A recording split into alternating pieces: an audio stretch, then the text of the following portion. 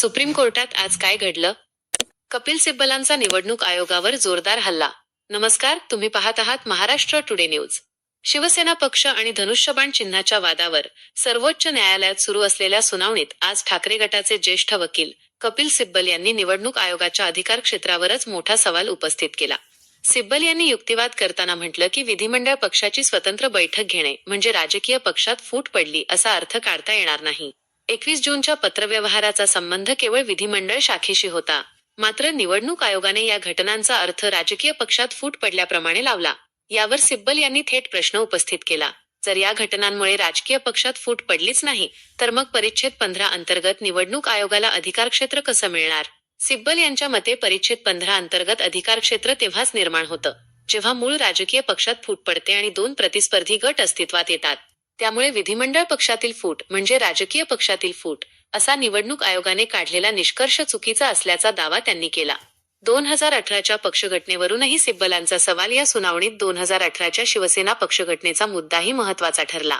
सिब्बल यांनी म्हटलं की शिंदे गट 2018च्या पक्षघटनेचा आधार घेतो, मात्र त्याच पक्षघटनेला आता लोकशाही विरोधी असल्याचं सांगितलं जात आहे. जर 2018ची पक्षघटना लोकशाही विरोधी होती, तर त्या घटनेच्या आधारे झालेल्या नियुक्त्या आणि निर्णयही लोकशाही विरोधी ठरले असते. मग त्याच घटनेचा लाभ घेऊन आता तिच्यावरच प्रश्न कसा उपस्थित केला जातो, अशी भूमिका मांडत सिब्बल यांनी हा युक्तिवाद सोयीचा आणि संधिसाधू असल्याचं म्हटलं. मुख्य नेता पदावरही प्रश्न. 1999च्या पक्षघटनेत मुख्य नेता हे पदच नव्हतं, असा दावा कपिल सिब्बल यांनी केला. मग एकनाथ शिंदे यांनी स्वतःला हे पद कोणत्या पक्षघटनेच्या आधारे बहाल केलं, असा सवालही त्यांनी उपस्थित केला. त्यांच्या मते या सर्व घडामोडी पक्षांतरानंतर झाल्या.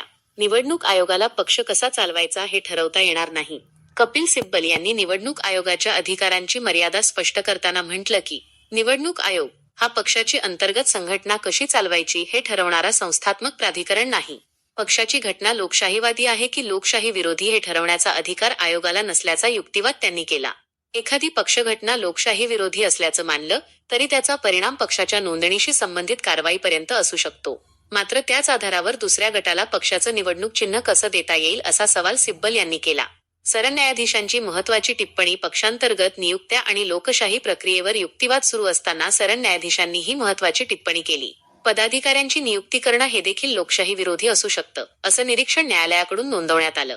त्यावर सिब्बल यांनी काँग्रेसमधील युवक अध्यक्षाच्या निवडणुकीचं उदाहरण देत प्रत्येक राजकीय पक्षाला आपली संघटनात्मक रचना ठरवण्याचा अधिकार असायला हवा, असं सांगितलं.